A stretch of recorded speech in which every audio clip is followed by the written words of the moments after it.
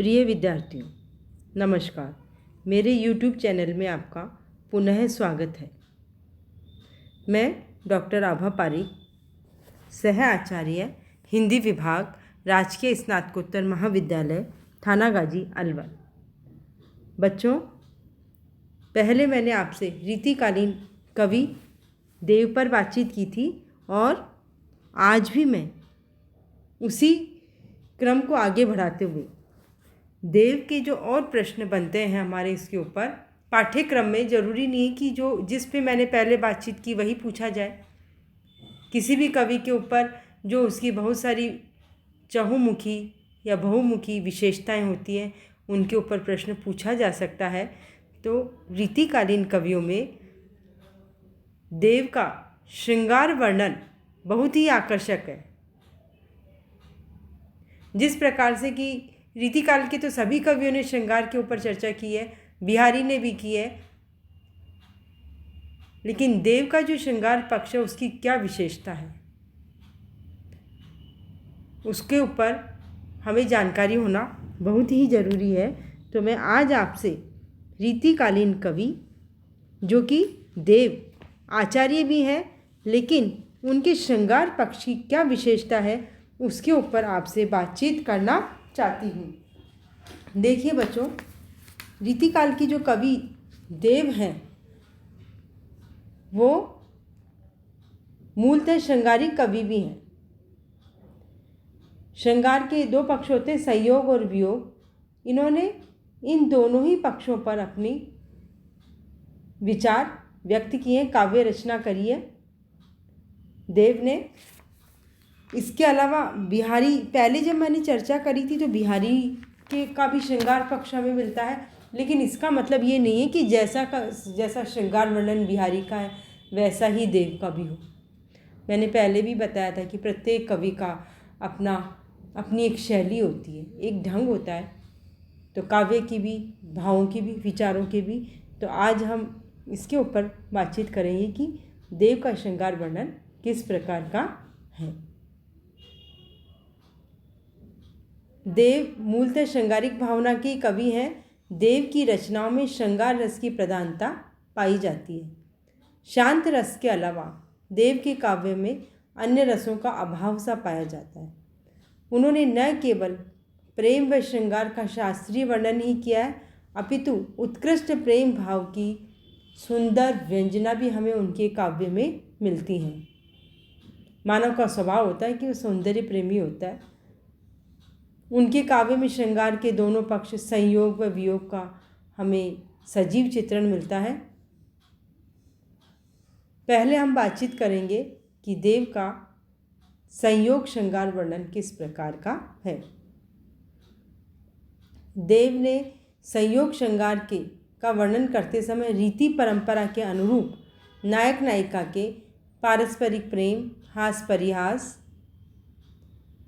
रूठना, मनाना और रस की चेष्टाओं का मार्मिक चित्रण किया है।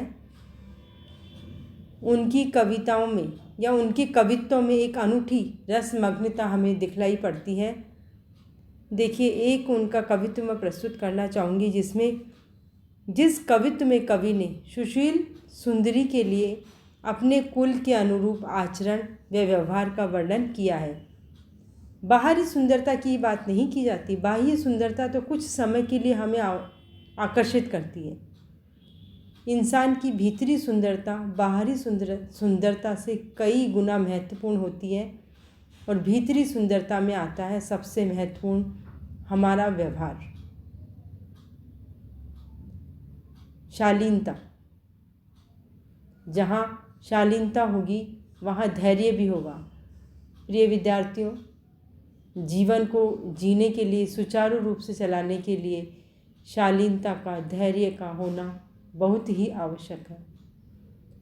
शालीनता, यदि आप लोगों ने रामचरितमानस पढ़ा हो तो देखिए, राम का जो शील तत्व है वो अपने आप में अनूठा। शील तत्व का अभिप्राय ये है कि वो अपने जीवन काल में बहुत ही कम जगह क्रोध करते हुए दिखलाई देते हैं।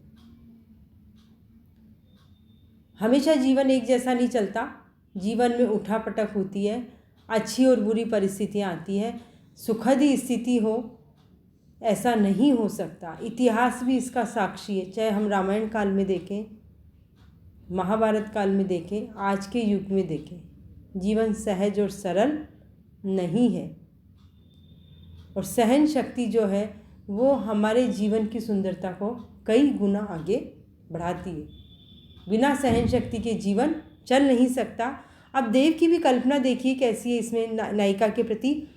कुल की सी करनी कुलीन की सी कोमलता, शील की सी संपत्ति सुशील की सी कामिनी, दान को सो आदर उदारताई सूर की सी, गुनी की लुनाई गुणमंती गजगामिनी, पुण्यों को सो चांद प्रभात को सो सूरज, शरद को सो वासरु वसंत की सी जामिनी। यहाँ पे नैतिकता की बात भी बताई गई है कि जो नायिका है उसमें संस्कार होने चाहिए।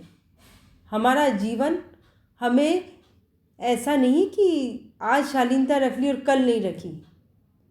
जब से इंसान होश संभालता है तब से लेके मृत्यु पर्यंत तक हमें इसके साथ ही जीना होता है, तभी जीवन सुंदर भी हो सकता है।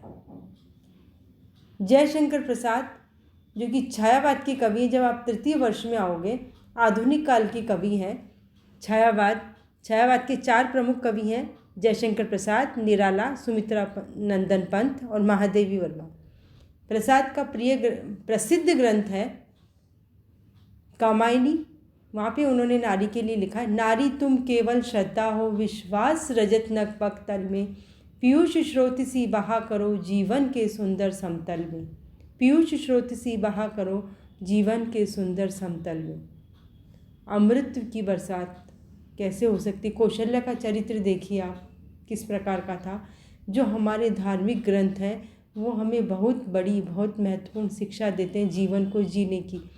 प्रिय विद्यार्थियों, बड़ा दुख होता है जब आज मैं समाज में देखती हूँ कि छोटी छोटी सी बातों पे कलह होता है, क्रोध होता है, बच्चियाँ अपना घर छोड़ के चली आती हैं, बच्चों को भी गुस्सा आता है। समाज में जो हिंसा दिखाई दे रही है उसका सबसे बड़ा कारण यही है कि कहीं सहनशीलता हमारी समाप्त हो चुकी है। जो हम साहित्य पढ़ते हैं, मैं साहित्य के विद्यार्थियों से ये उम्मीद करती हूँ कि हम कुछ सीखें या न सीखें, लेकिन अपना जीवन बेहतरीन तरीके से जीना सीखें। हम खुद ही अपने जीवन को खूबसूरत बनाते हैं और उसमें खूबसूरत बनाने में हमारे विचार, हमारी भावनाएं, हमारा चिंतन होता है। तो चाहे आप देव को पढ़ें या बिहारी को पढ़ें या रामचरितमानस को पढ़ें या आधुनिक कविताओं को पढ़ें, छायावाद की कवि जयशंकर प्रसाद की भी यही कल्पना है। गुणों की आवश्यकता पहले भी थी, वैल्यूज़ जिसे हम कहते हैं, जीवन के मूल्य जो आज कहीं धूमिल होते जा रहे हैं, उन्हें पुनः अपने जीवन में उतारने की अति आवश्यकता है। तो देव की जो उक्तियां हैं उनमें देखिए, नायिका की बात करी थी मैं श्रृंगार पक्ष की, तो उसमें ये भी बताया गया है कि जो इनके कवित्व में मानसिक अवस्था, मन की अवस्था का, नायिका की जो मन की अवस्था है उसका उन्होंने बहुत ही पुष्ट, सजीव और मार्मिक वर्णन हमें मिलता है इनके काव्य में। रसानुभूति व तल्लीनता, रस में डूबी हुई नायिका इतनी तल्लीन है, सरस, सरल और हृदय स्पर्शी जो चित्रण है बहुत ही कम कवि कर पाते हैं। एक उदाहरण मैं आपको देना चाहती हूँ। धार में धाय दसी निखार है, जाय फंसी उकसी न अंधेरी, री अंगराई गिरी गहिरी, गई फेरे फिरी न घिरी नहीं घेरी, देव कछु अपनो बसना, रसु लालच लाल चिते भई चेरी, बेगी ही बूढ़ी गई पंखियाँ, मधु की मक्खियाँ भई चेरी। जो देव है उसमें उन्होंने श्रृंगार पक्ष के अंदर यहाँ तल्लीनता का, डूबने का वर्णन किया है। और इसके साथ ही देव ने अपने काव्य में ऐसी नायिकाओं का भी वर्णन किया है जो कि अपने प्रीतम के गुणों को केवल सुनने मात्र से ही वह उसके ऊपर आकर्षित हो जाती है। इनके काव्य में जो प्रेम का हमें एक प्रगाढ़ रंग भरा, कबीर ने कहा कि पोथी पढ़ पढ़ जुग मुआ, पंडित हुआ न कोई, ढाई आखर प्रेम का पढ़े सो पंडित हो। प्रेम का हमें शारीरिक और जो मानसिक अर्थ वो नहीं लेना चाहिए। प्रेम जिसमें कर्तव्य भी हो, ड्यूटीज़ भी हो, उसे हम सच्चा प्रेम कहते हैं।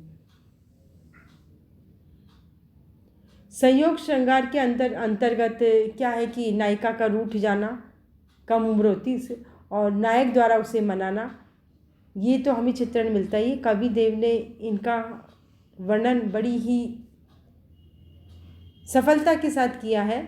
इसके साथ ही हम देखते हैं कि देव का वियोग वर्णन भी हमें मिलता है। देव की कविताओं जब हम एक दूसरे से बिछुड़ जाते हैं तो उस समय नायिका की स्थिति किस प्रकार की होती कि वियोग में, बिछुड़न में तड़पन, रोना इत्यादि जो मन की अंतर्दशाएं होती। जब हम मिलके देखिए, व्यक्ति जब मिलता है तो प्रसन्नचित्त होता है। जब हम किसी से दूर हो जाते हैं, परिस्थितियां जीवन में ऐसे आती हैं, तो उस स्थिति के अंदर एक अभाव या खालीपन होता है। अच्छे लोगों का जो भी मिलना बिछुड़ना होता है, उसका इसमें चित्रण किया जाता है कि वियोग में मन की दशा कैसी हो जाती है।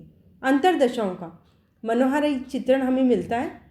तो बिहारी, पद्माकर, रीतिकालीन कवियों की जो उक्तियां हैं, अत्युक्ति की उसमें प्रधानता दिखलाई देती है। वहीं देव ने गंभीरता व स्वाभाविकता को, अपनी बात को बढ़ा चढ़ा करने का, बिल्कुल सहज और सरल बात है कि मिलके जब इंसान बिछुड़ता है तो उसे दुख होना, मन की अंतर्दशा का वर्णन सहजता में किया है। ये उनकी एक बहुत बड़ी विशेषता है। सहजता और सरलता में जो सौंदर्य निहित होता है वो कृत्रिमता में नहीं होता। या हम किसी बात को बढ़ा चढ़ा कर कहते हैं तो उसका सौंदर्य तत्व कहीं लुप्त हो जाता है। तो उनकी उक्तियों में वियोग की तीव्रता अनुभूति पर ऐसा लगता है आश्रित सी है, न कि अलंकार के चमत्कार पर। देखिए, एक बालम बिरह जिन जान्यो न जन्म भरी, बारी बारी उठे जो बरसे बर्फ राती, बिजुन डुलावत सकी जन यो सीत हूँ मैं। इस प्रकार का हमें वर्णन मिलता है इसमें। और देव ने नायिका का सजीव चित्रण भी किया, जो श्री कृष्ण के रूप सौंदर्य पर आसक्त हो गई है। उसे सब जगह कृष्ण ही कृष्ण दिखाई देते हैं। और अपनी विरह दशा का वर्णन वो करती है कि धार में धाय धसी निराधार है, जाय फंसी उकसी न उबेरी, री अंगराई गिरी गहरी, गई फेरे फिरी और घिरी नहीं गेरी, देव कछु अपनो बस ना रस, लालच लाल चिते भई चेरी, बेगी ही बूढ़ी गई पखियाँ, अखियाँ मधु की मखियाँ भई चेरी। देव ने वियोगिनी जो नायिका है उनका सरस व मार्मिक चित्रण किया है। और स्वप्नावस्था के अंदर भी वो मिलने के लिए आतुर रहती है, उसका भी हमें उसमें वर्णन मिलता है। जहरी जहरी झीनी बूंद है परती मानो, गहरी गहरी घटा घेरी है गगन में। प्रकृति के माध्यम से जो प्रकृति संयोग में अच्छी लगती है, वियोग में वही दुखदायी भी लगती है। वियोग श्रृंगार में के वर्णन में कवि देव ने बहुत ही खूबसूरत वर्णन किया है। उनके विरह वर्णन में गंभीरता और गरिमा दोनों का ही समन्वय मिलता है। उनके विरह वर्णन में बिहारी की तरह वो गांभीर्य स्वरूप हमें ज़्यादा मिलता है। सासन ही सो समीर गयो अरु आसुन ही सब नीर गयो ढरी, तेज गयो गुण ले अपनी अरु भूमि गई तनु की तनुता करी। निष्कर्ष रूप में ये कहा जा सकता है कि कवि देव ने अपने काव्य में, अपने कवित्व, अपनी कविताओं में आचार्यत्व का तो पालन किया, लेकिन इसके साथ ही उनके काव्य में श्रृंगार के जो दोनों पक्ष हैं, संयोग और वियोग का सजीव और मार्मिक चित्रण जो हुआ है वो हमें बड़ी कुशलता के साथ मिलता है। प्रिय विद्यार्थियों, देव के श्रृंगार पक्ष पर हमने अभी चर्चा की। श्रृंगार के दोनों पक्ष हैं, श्रृंगार के संयोग और वियोग। इस पर मैं इतनी ही बातचीत करूँगी और आगे आने वाले जो मेरे व्याख्यान होंगे उन पर भी मैं देव पर ही चर्चा करूँगी। आज के लिए इतना ही। धन्यवाद।